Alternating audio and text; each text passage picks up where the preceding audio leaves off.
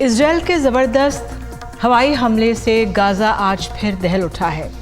Israel defence force ने पिछले 24 घंटे में गाज़ा में 300 से ज़्यादा जगहों पर एयर स्ट्राइक की हैं। पिछले 24 घंटे में इजराइल की एयर स्ट्राइक में 430 से ज़्यादा लोग मारे गए हैं और रिपोर्ट्स के मुताबिक इजराइल डिफेंस फोर्सेस ने गाज़ा की रिहायशी इमारतों को भी निशाना बनाया। इजराइल ने घनी आबादी वाले जबीलिया शरणार्थी शिविर और अल शिफान अल कुदस अस्पताल के आसपास भी हमले किए हैं और इजराइल के हमलों ने अब तक गाज़ा के में वहाँ पे 4,600 से ज़्यादा लोगों की मौत हो चुकी है। हमास के हमलों में इजराइल के 1400 लोग मारे गए। वहीं हमास के आतंकियों ने 222 लोगों को गाज़ा में बंधक बनाकर रखा है। और आपको यहाँ बता दें कि इन बीच ईरान के विदेश मंत्री ने भी इजराइल को चेतावनी दी है। हुसैन आमिर ने कहा है कि अगर गाज़ा में हमले नहीं रुके तो मध्य पूर्व में हालात नियंत्रण से बाहर जा सकते हैं। इजराइल का बंधक संकट लगातार गहराता जा रहा है। दक्षिण इजराइल में हमले के बाद हमास ने बड़ी संख्या में इजराइल और विदेशी नागरिकों को बंधक बना लिया है और इजराइल के मुताबिक हमास के कब्जे में 222 बंधक हैं, जैसा हमने आपको बताया। और दूसरी ओर इजराइल लगातार सीमा पर सैनिकों टैंकों को इकट्ठा कर रहा है। रिपोर्ट्स के मुताबिक आज इजरायली सैनिकों ने गाज़ा में रेड की। इस दौरान उसकी भिड़ंत हमास के आतंकियों के साथ हुई। बंधकों को ढूंढने के लिए घुसे इजराइल के सैनिकों पर हमास ने एंटी टैंक मिसाइलों से हमला किया। इस दौरान एक इजरायली सैनिक की मौत हुई। हमास का दावा है कि इजराइल के सैनिक अपने टैंक और कई मिलिट्री सामान छोड़कर भाग गए।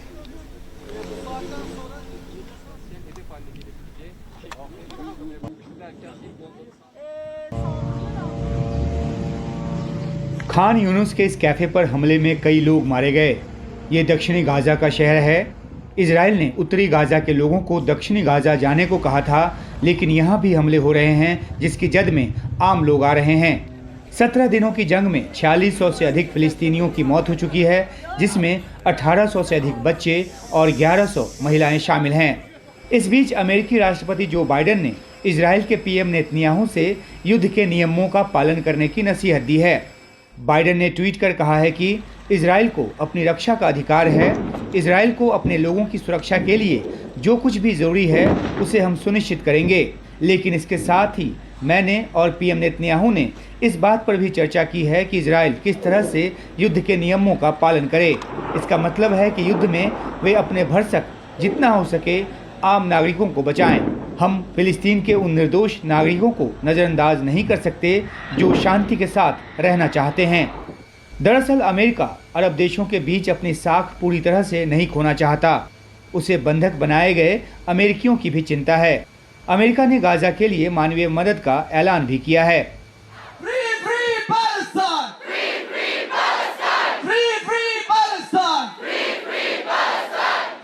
उधर कई देशों में प्रदर्शनों का सिलसिला जारी है।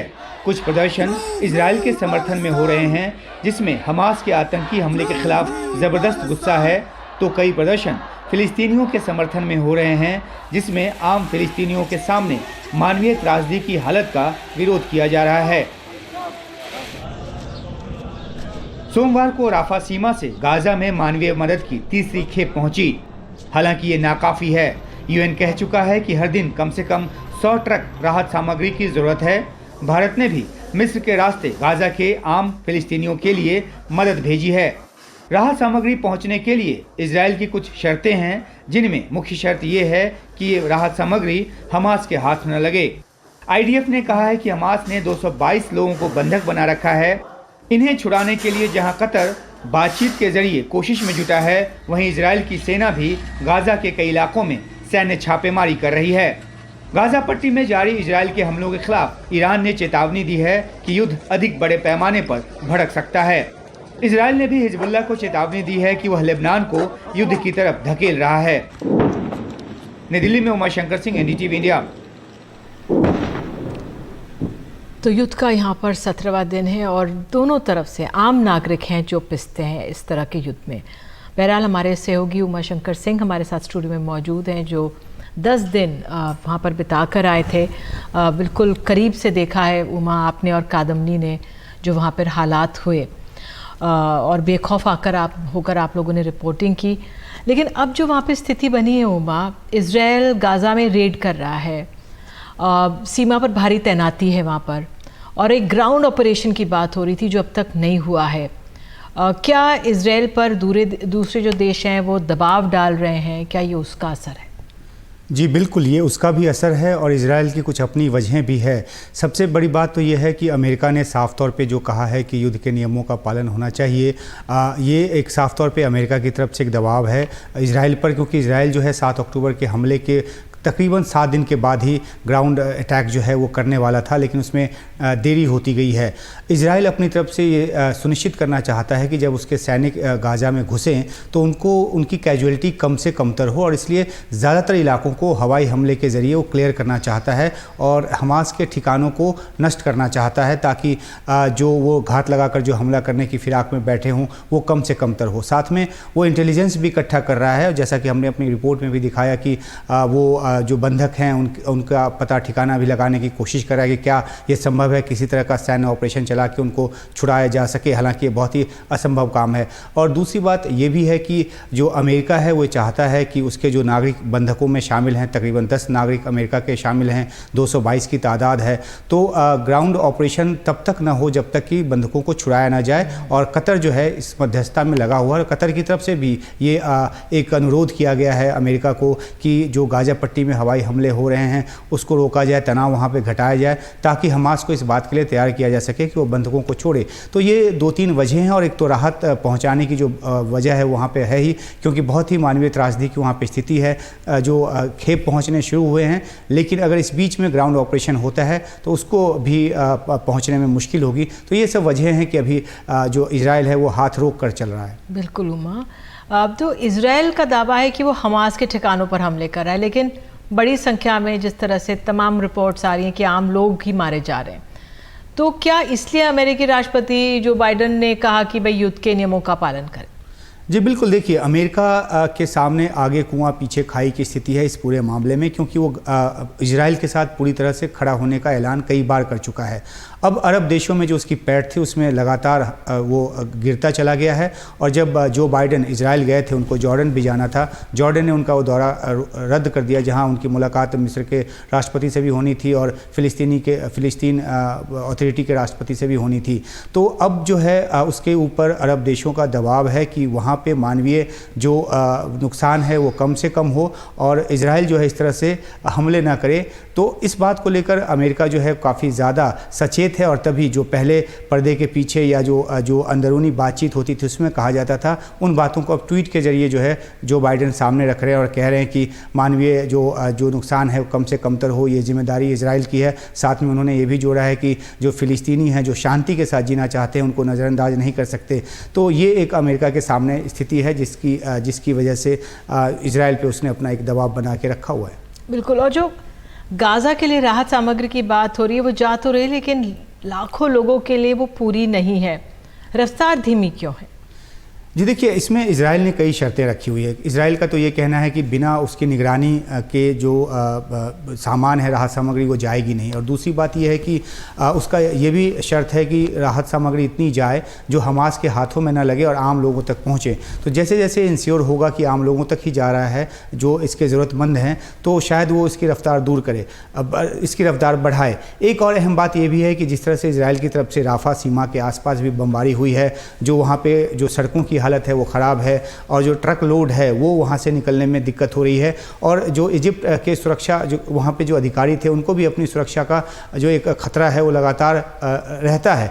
तो जो शर्तें इजराइल की तरफ से रखी गई हैं, और जिस तरीके से उसने ये भी साफ़ कर दिया है कि जो केरम शलोम जो कि उसका अपना बॉर्डर है जहाँ से ज़्यादा बड़ी तादाद में और ज़्यादा बड़ी मात्रा में राहत सामग्री जाती थी, या पहले जो पूरी आपूर्ति है वो वहीं से जाती थी, तो वो जो है वो भी बंद है। तो एक लिमिटेड एक रास्ता है, उसी के ज़रिए जो राहत सामग्री वो पहुंच रही है। और आपने सही कहा कि जो लाखों लोग वहाँ पे जिनको कि जो घर बार छोड़ के विस्थापित हो चुके हैं, उत्तर से लाखों लोग दक्षिण जा चुके हैं, उन तक पहुँचने में एक तो वक्त लग रहा है और जो पहुँच रहा है वो काफ़ी कम साबित हो रहा है। ऊँट के मुँह में जीरे के बराबर ये साबित हो रहा है। हमने भी राहत की खेप भेजी है भारत ने, और भारत आम फिलिस्तीनियों के साथ हमेशा से खड़ा रहा है। जी बिल्कुल, और ये बात जो है वो साफ तौर पर निकल कर सामने आई है, चाहे विदेश मंत्रालय की तरफ से बयान जारी किया गया हो या खुद प्रधानमंत्री की तरफ से जो ट्वीट किए गए। जो भारत जो है वो हमेशा दो राष्ट्र के सिद्धांत को मानता रहा है और फिलिस्तीन कॉज के साथ खड़ा रहा है। और जो राहत सामग्री अभी भेजी गई उसमें तो 6.5 टन मेडिकल जो साजो सामान है वो है। इसके अलावा बहुत सारी ऐसी चीज़ें हैं जो रोज़मर्रा की ज़रूरत की हैं, जिसमें टेंट है, वहाँ पे पीने के साफ पानी की किल्लत है, तो वाटर प्योरीफायर जो टैबलेट्स हैं वो भेजे गए हैं। तो कोशिश ये है कि गाजा के लोगों को राहत पहुंचे। और भारत ने ये मदद का सिलसिला आज नहीं शुरू किया, आज तो एक विशेष परिस्थिति में उसने ये खेप भेजी है। सन 2000 से लेकर अब तक तकरीबन $30 मिलियन की जो मदद है फिलिस्तीनी कॉज के लिए भारत दे चुका है। और उसी सिलसिले में इसको देखा जाना चाहिए, क्योंकि भारत का भी ये मानना है कि ना तो आतंकवाद और ना ही किसी समस्या का हल हिंसा के जरिए हो सकता है। तो भारत जो है इस परिस्थिति में फिलिस्तीन के लोगों के साथ खड़ा है और इस मदद के जरिए उसने यही दिखाने की कोशिश की है। बिल्कुल उमा, चलिए आगे बढ़ते हैं कार्यक्रम में और कनाडा की बात कर लेते हैं। कनाडा और भारत के संबंधों को लेकर आपको बता दें किस तरह से भारत ने सख्त रुख हमारा जो है बरकरार है। कनाडा के नागरिकों के लिए वीज़ा सर्विस शुरू करने पर विदेश मंत्री एस जयशंकर ने दो टूक जवाब दिया है। उन्होंने कहा है कि राजनयिकों की सुरक्षा बहुत अहम है, ज़रूरी है। हमारे राजनयिक बिना किसी डर के अपना काम कर सकें। अगर वहाँ चीज़ें सुधरती हैं, हालात सुधरते हैं, तो चाहूँगा कि वीज़ा सेवाओं को फिर से शुरू किया जाए। खालिस्तानी आतंकी निज्जर की हत्या के बाद भारत कनाडा के संबंधों में तनाव आ गया था। कनाडा के प्रधानमंत्री ने भारतीय एजेंट्स पर इसका हत्या का आरोप लगा दिया था, जिसे भारत ने खारिज किया।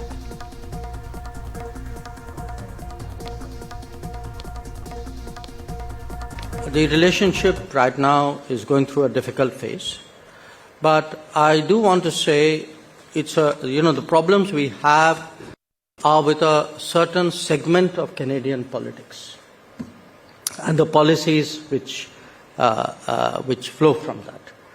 My hope, my expectation is that situation would improve. Ensuring safety and security of diplomats is the most fundamental aspect of the Vienna Convention. And right now, that is what has in many ways been challenged in Canada, that our people are not safe, our diplomats are not safe. If we see progress there, I would like very much to resume the issue of visas. My hope would be that it's something which should happen very, very soon. तो भारत के साथ राजनयिक विवाद को लेकर Canada के विपक्ष के नेता ने वहाँ के प्रधानमंत्री जस्टिन ट्रूडो पर जमकर हमला किया। उन्होंने कहा है कि 8 साल के लंबे वक्त के बाद वे किसी कीमत के नहीं रह गए हैं और भारत में हंसी का पात्र माने जा रहे हैं। जब उनसे भारत कनाडा तनाव के बारे में सवाल किया गया तो उन्होंने कहा कि जस्टिन ट्रूडो ने कनाडा के लोगों को एक दूसरे के खिलाफ कर दिया है, साथ ही दूसरे देशों से हमारे संबंध खराब किए हैं, वे अक्षम हैं और गैर पेशेवर हैं। तो विपक्ष के नेता कह रहे हैं। तो उनका ये भी कहना है कि प्रधानमंत्री के तौर पर कनाडा के लोगों की वो पसंद माने जा रहे हैं। उन्होंने वायदा किया कि अगर उनकी पार्टी सत्ता में आती है तो भारत के साथ पेशेवर संबंध बहाल करेंगे। तो उमा, इस पर भी आपसे कि कनाडा ने भारत पर वियना संधि जो है उसके उल्लंघन का आरोप लगाया, लेकिन भारत ने ना सिर्फ उसे खारिज किया बल्कि कह दिया है कि कनाडा है जिसने वियना संधि का उल्लंघन किया है। इसी तरह हमारे दर्शकों को समझाइए। जी देखिए, जब ये वहाँ के प्रधानमंत्री ने ट्रूडो ने भारत पे के ऊपर उंगली उठाई और ये कहा कि जो निज्जर हत्याकांड है उसमें इनकी एजेंसियों का हाथ है, तो उसके बाद उसने भारत के एक राजनयिक को निकाल दिया। उसके बाद भारत ने भी एक राजनयिक को निकाला। उसके बाद भारत ने वीज़ा सर्विस जो है वो रोक दिया और जो पैरिटी की बात की, यानी जो भारतीयों की राजनयिकों की तादाद है कनाडा में और जो कनाडा के राजनयिकों की तादाद भारत में है, उसमें एक समानता हो, और इसी वजह से 41 कनाडाई जो राजनयिक हैं उनको जाना पड़ा है। और इस बात को लेकर जो कनाडा के विदेश मंत्री हैं उन्होंने कहा कि ये वियना संधि का उल्लंघन है। इस तरीके से जो उनकी जो इम्यूनिटी ख़त्म करने की बात की गई वो उनकी जान को खतरा उससे हो सकता था और ये वियना संधि का उल्लंघन है। जबकि भारत भारत का ये कहना है कि जो जिस तरह से पोस्टर्स वहाँ पे लगाए गए हमारे राजनयिकों के और उससे उनकी जान को खतरा हुआ और जिस तरह का माहौल वहाँ पे एक एंटी इंडिया सेंटिमेंट को हवा दी गई, तो सुरक्षा उनकी नहीं है।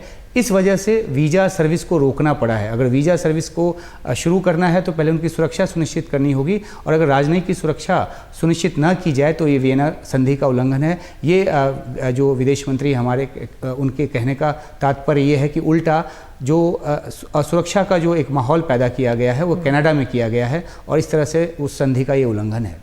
बिल्कुल। और जो कनाडा के जो विपक्षी नेता है कंजर्वेटिव पार्टी के, उन्होंने प्रधानमंत्री ट्रूडो का मजाक तो उड़ाया है। वे भारत, उन्होंने कहा कि वो भारत में हंसी का पात्र बन गए।